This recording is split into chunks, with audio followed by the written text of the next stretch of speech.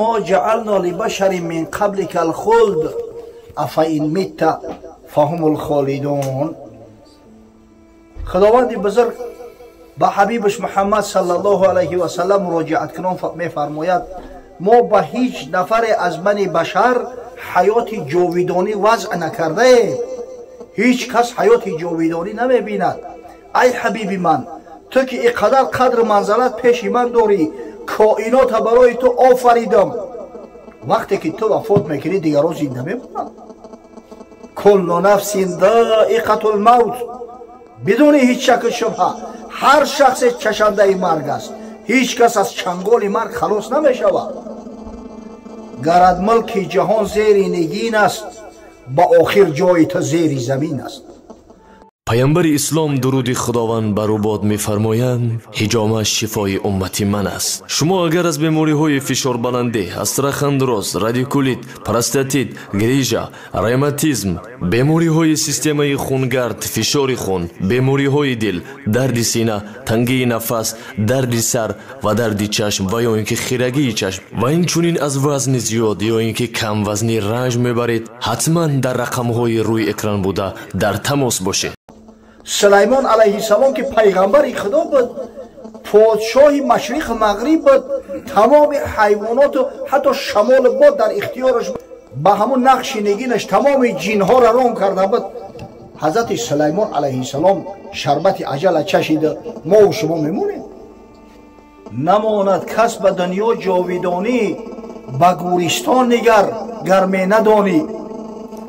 تو غافل خفته از هیچت خبر نه، بخواهی مرد گر خواهی و گر نه، میخواهی نمیخواهی حتما ساعت عجلت که اومد به امر پروردگار قابض ارواح روحت قبض میکنه.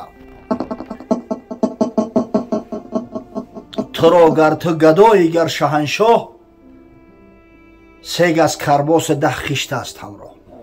اگر همین دنیا رو هم که بگیری ای زیاد نمیبری. تو را گر تو گدایی گر شهنشاه، 3 گز کرباس 10 خشت است همراه. امام غزالی در احیاء العلوم قصه میکند، قصه وفات یکی از بزرگترین شاهان اسلامی هارون رشید پسر المهدی را. هارون رشید به فکرم همه میدونین، نامش همه شنیدگیان. ایام زمان شوروی 1001 شب چاپ کرده بودن، کسی 1001 شب خونده است هارون رشید میشناسه. حتی از روی همون کینوها کردگیان. بسیار شخصیت معروف و مشهور است. شهرت بزرگیش با دری است که در عصر هارون رشید هیچ پادشاهی را، هیچ زمامداری را به هارون رشید قیاس کرده نمیشه. همون کرل کبیر فرانک ها در دوره هارون رشید است. تمام محققان میگن کرل کبیر در پیش هارون رشید یک وحشی بود. ملکش یک خراب آباد بود، یک ملک ناپیدا کناره که یک طرف در افریقای مرکزی حد فرانسیا در اروپا، این طرف تا پنجاب هندوستان، از قسمت شمال تا دریای ولگا، در تاریخ انسانیت دیگه یک دولت شدگی نیست. خداوند همین دولت بزرگ در سن 25 سالگی برای همین هارون رشید هدیه کرده است. خلیفه مسلمان شد. میگه همین ابر در آسمان میدیده است، میگفته است ای ابر بسیار کتگی نکن، به هر سرعت حرکت نکری باران تا در ملک من میبارونی، ای ملک من تو خارج شده نمیتونی. مرد خدا 46 ساله بود، عین جوش و خروش حیات و زندگی. در همین شهر ری ایران در همین جمعیت بیمار میشود. وقتی که تمام طبیبا از علاج کار عاجز ماندن، مرد مسلمان خودشم درک کرد که دیگه مرگ نزدیک شده است. آدم پیش ای مرگ حس میکنه، خداوند یک حسیات براش میته. گو به همین زندگیم قبر ما بکنین، قبر لحد دارم بکنین. میگه قبر شکندن اومدن گفتن آماده است. شبانه روزی گفت شب بود، گفت برین یک لحد با چشم خودم ببینم. در تخت روان برش کردن، دیگه بیچاره حرکت کردن نمیتونه. در تخت روان در همون نسیلکه گرفتن بردنش. گفت داخل لحد بدرورینم که یک لحد ما ببینم چین کنم. در درون لحد انداختنش، چشماش پر از آب شد. با یک عجز بیچارگی میگه دستا را برداشت به سوی پروردگار. یا من لا یزول ملک ارحم الی من زال ملکو ارحم من قد زال ملکو. ای پروردگاری که ملک تو لایزالی است، ملک تو زوال ندارد، ملک تو انتها نمییابد، بر شخصی که دعوای زمامداری و حکمتداری میکرد و امروز دیگه ملکش زایل شده است، پروردگار خودت ترحم کن. هیچ علاج دیگه نداریم. آخی پسرش مأمون همون ملک از پدر به فرزند مونده است. خب برادرو که از شرکت شفافرما دو روزه کسب میکنیم، مرحمت این بروی هستن که تاجیکستان شو باید امروز روی کنیم. روغن کوثر، امپلوس، همچنین امیگا 3 شیتاوید که برای زوب ایشان برای زوب میباشه، روغن دونای انگور، سخرنی دیابت، مینوکسیدیل برای برآوردن موی سر، ریش، همچنین کارول کожа و سنینوان برای بزبالا شدن، روغن شروک. همین خیلی دوروی هست که این روزه زکات شدگی تاجیکستان. ما هر روزه تاجیکستان بروی میکنیم. طریق سمالیات کدومی میتونه لازمش باشه زکات کنه، هر روزه روی میکنیم. تاجیکستان 2-3 روزه میرسه. السلام علیکم و رحمت الله و برکاته. دیدن خلاص نکردن. هلاک عنی سلطانیه، پادشاهی و حکومتم همه هلاک شد، همه از بین رفت. این مرگ یک بزرگی هست که همه را به زانو می افتونه. کسی علاج نداره، از چنگال مرگ خلاص نمییابه. آخی تو را گر تو گدای گر شهنشه، 3 گز کرباس و 10 خیشت است همراه. چه بر بنده ناگاهت زنخدان، همه ملک جهان اینجا زنخدان. بعد این عمره که چندین پیچ دارد، مشو غره که پی در هیچ دارد. خشا به حال شخصی که عقل فراست داره، وقتی مرده ای را میبینه از همون یک عبرت میگیره، پند میگیره، سعی میکنه کاری کنه که سبب نجاتش فردا روز قیامت شوه، سبب روسفیدی و گردن بلندیش فردا روز قیامت شوه. خدا شاهد است، مردای زیادی را دیدیم، بعضیا از خود نامی نیک گذاشتن و بعضیا نامی بد. خشا به حال همون کسایی که نامی نیک گذاشتین، بعدی مردهشون هم کسی یاد میکرد، بر پدرش رحمت، خدا رحمت مغفرتش کنه. همون مردی خدا مرد بود، اما آدمی بعد 10 سال مرگش میگذره میگن کثافت خوب شد برد، خس کم و جهان پاک. از نزد پیامبر خدا صلی الله علیه و سلم تابوت را میگذراندن، مردم گفتن بسیار آدمی جوان مرد بود، خوش خلق بود، کسی را آزار نمیداد. حضرت گفت وجبت، واجب شد. بعدی چند یک جنازه دیگر را می بردن، گفتن بسیار بدبختی، ظالم بود، کثافت بود. حضرت گفت وجبت. اصحاب با تعجب گفتن که یا رسول الله ما وجبت، ای حبیب خدا چی واجب شده است؟ در اون مرده که خوب هم صفتش کردیم گفتیم واجب شد، در این بدبخت هم تعنش زدیم گفتیم واجب شد. گفت الذی اثنیتم علیه خیرا وجبت له الجنه، او شخصی را که به نیکی و خیر یاد کرده بر او جنت واجب شد. و من اثنیتم علیه شرا وجبت له النار، اما او کسی را که به بدی یاد کرده، گفته آدم بدبخت بود، آدم ناکس بود، بر او دوزخ واجب شد. بیا تا جهان را به بد نسپاریم، با کوشش همه دست نیکی بریم. نماند به جز نیک بد پایدار، همان به که نیکی بود یادگار. همین طرز آدم باید رفتار کنه که بعدی وفاتش هم به نیکی و به خیر یادش کنه. خدا رحمتش کنه بابای فیضلای مورا. ببینه شاگردا و همه پیوندا و کسایی میشناسن همه به نیکی یادش میکنن. ایشان قاری مقصدلای ما از زمره هم کسایی هسته که در عمر سرش پیش کسی تملق کاری نکرده است، چاپلوسی نکرده است، همین رفتار منفور است، نفرت داره. اما همین مقصد که از دنیا گذشت، اما استادشو در حقش بسیار صفتهای خوب کرد که چشم باز کرد، دست من راست کرد. باری اول وقتی که گفت قبولم کرد، طرز گپ زد که دیگه دلمون گرم شد، هم برای کار و هم برای خدمت به خلق. خیلی مرد در کار که بعدی وفاتش یا که بعدی که از کار رفته است به خیر و نیکی یادش کنن. الان خیلی مرد چیدن در کار برادرای عزیز. انشالله کسی که نام نیکش باقی بمونه در زمره زنده ها است. سعدی یا مردی نکونام نمیرد هرگیز، مرده آن است که نامش به نکویی نبرند. سبحان الله.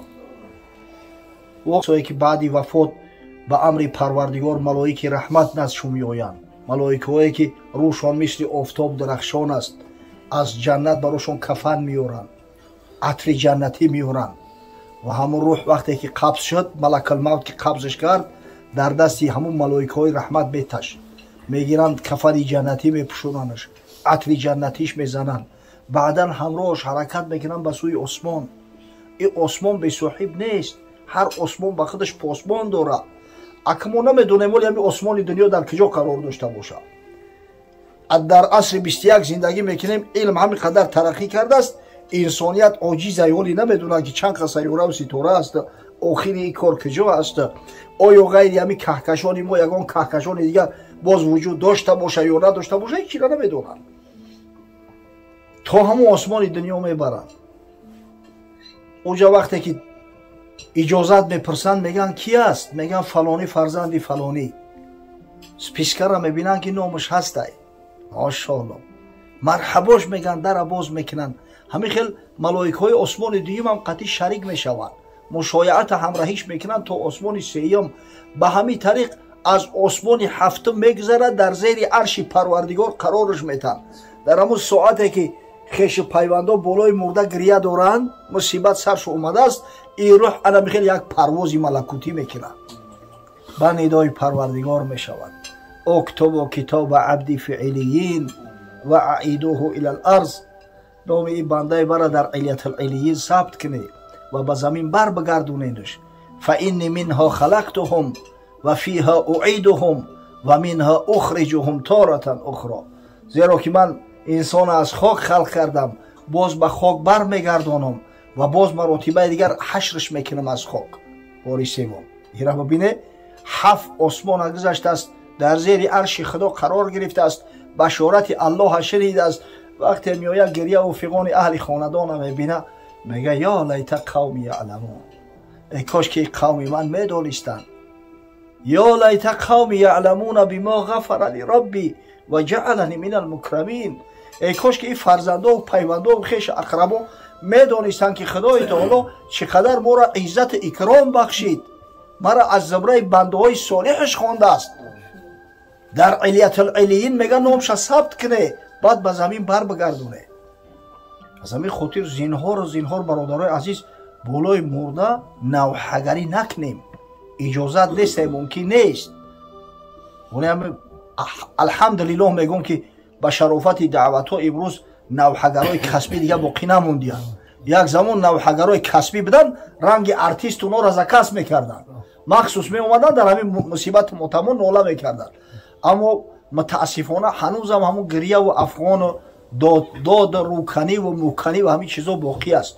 سعی کنه که همین چیزا را پیش روش بگیرید. اگر نسبت همون میت ما ترحم داشته باشیم، باید همین کار را نگذاریم. حضرت عمر رضی الله تعالی عنه از پیامبر محبوب صلی الله علیه و سلم روایت میکند که حضرت فرمود المیت یعذب فی القبر بما نیح علیه. میت در داخل قبر به سبب نوحگری همون نوحگرها عذاب میتن. ولی شارحان میگن که آخه عیب میت چی؟ دیگر رو گریه کنن برای چی میت عذاب میتن؟ در جواب میگن همون میت عذاب داده میشود که در وقت زنده بودن همین کار منع نمیکرد، رخصت میداد. اما میتی که منع میکنه و بغیر اختیارش نوحگری کنن، اون نوحگرها در جان خودشون زیان میرسونن. به اینه حضرت عبدالله ابن مسعود از پیامبر محبوب صلی الله علیه و سلم روایت میکند. حدیث در صحیح ترین کتاب بعد قرآن عظیم شان صحیح بخاری روایت شده است. حضرت گفت لیس منا من شق الجیوب،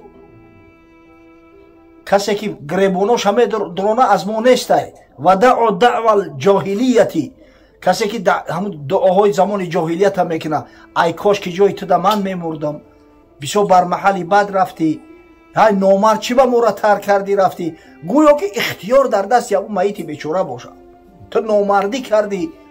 همین چیزا را باید ما و شما منع کنیم. لیس منا من ضرب الخدود و شق الجیوب و دعوا الجاهلیه، کسی که در روحاش میزنه و روحاش هم میکنه، کسی که گریباناش هم میدرونه در وقتی هم موتب مصیبت، کسی که همو گریه های زمان جاهلیت هم میکنه، حضرت صلی الله علیه و سلم وعید سخت کرد که از ما نیست، از امتهای من محسوب نمیشه.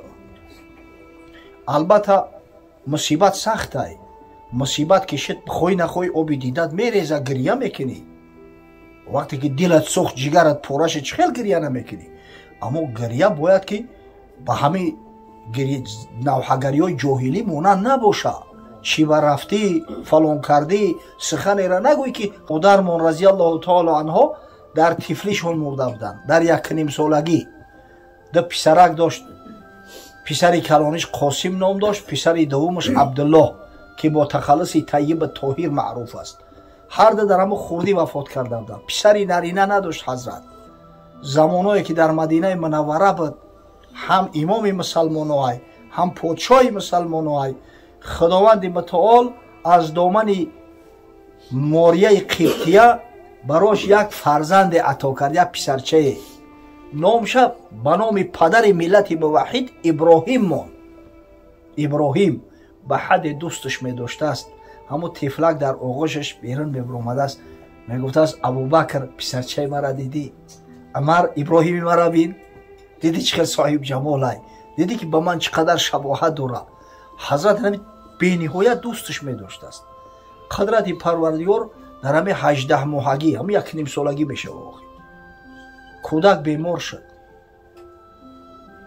حضرت انس ابن مالک روایت میکنه که همراه رسول الله صلی الله علیه و سلم چند نفر از صحابیا در آمدیم نزد ابی سیف، دایه همون طفلک کسل است، همین آخران رمق جانش موندگی. حضرت میگه کودک گرفت آغوش کرد، بوش کشید، همون طفلک بوسش کرد، آبای دیدش جاری شدن. حضرت عبدالرحمن ابن عوف در پهلوش ایستاده گفت و انت یا رسول الله، ای حبیبی خدا شما را هم گریه میکنید؟ حضرت گفت یا ابن عوف اینها رحمه، ای فرزند عوف گفت این رحمت پروردگار است، این همین آب دیده رحمت پروردگار است. این العین تدمع و القلب یحزن، حقیقتا آب دیده جاری میشوه، آخی دل جگر سوخته است، چخل آب دیده نرود؟ نشکسته دل زی حجر کی از دیده خون رود؟ از شیشه تا درست بود باده چون رود؟ ولا نقول الا ما یرضی ربنا، اما من هرگز سخنی را که خداوند از او راضی نباشد نمیگم که این طفلک بود، ای کاش که جوش من جان من میگرفتین، این طفلک باقی بمون. و هر کس خدای تعالی یک تقدیری را معین کردگی، ایامون مقداری که خدای تعالی معین کرده است، یک نفس بیشتر دیگر خدای تعالی برامون مهلت نمیده. من هرگز گفت سخنی را نمیگم که مورد رضای پروردگار نباشد. بعدا حضرت به یک علم گفت و انه بفراقک یا ابراهیم لمحزونون، ای ابراهیم در فراق تو بسیار محزون هستم. همون غم و غصه حقیقتا تا آخر حیات پیامبر صلی الله علیه و سلم از دلش دور نشده است. اما ببینه پیامبر محبوب که برای ما را الگو است، نمونه است، ما باید به پیغمبرمون تقلید کنیم، چی تعلیم زیبایی برای ما و شما داد. که همین نوحگری درست نیست، انسان باید نوحگری نکنه. همون وقتی که روح می آوردیان از همون زیر عرش پروردگار میبیند، میگه گریه و ناله اهل خاندانشا، میگه یا لیت قوم یعلمون بما غفر لی ربی و جعلنی من المکرمین. ای کاش که این قوم من میدونستن که چقدر خداوند متعال منم اکرام و عزت کرد، از زمره بنده های مکرم پروردگار قرار داده است. البته اگر این را میدونستن اینقدر نمیسوختن، اینقدر گریه نمیکردن. خداوند رحمت مغفرت کنه بابای فیض الله علیه رحمه را. مرد خدا حقیقتا فرزندان میسوزن در فراقش. پدر خوب، پدر مهربان ای دست دادیان. این پدر تاج سر هر یک انسان ای. تا وقتی پدر هستی ببینه که آدم بی پروا اهمیت نمیده. زمانی که پدر ای سر رفت بعد بیچارگی و یتیمیخته احساس میکنه. مرد در 40-50 ای پدرش هستی غم نداره، باکی نداره. اما وقتی که پدر ای سر رفت ببینه که بعد احساس میکنه که تنها مونده است. انشالله مادام که پدر را به نیکیات میکنن، مادام که نماز میخونن و در قعده آخری نماز در حق پدر دعا میکنن، هیچ جای شک شبهه نیست که پدر در عالم برزخ روح شاد میگردد از فرزندان. خداوند بزرگ رحمت مغفرتش کنه. پروردگار در بحبوحه جنت مستقرش گردونه. به اهل خاندان، به فرزندان، خاصتا در این مصیبت یک صبر جمیلی را ارزانی دارد. و پروردگار بزرگ به ما هم حیات اسلامی، مرگ اسلامی و فردا روز قیامت محشور گشتن همراه مؤمنان محبان محمد صلی الله علیه و سلم نصیب و روزی گرداند. آمین.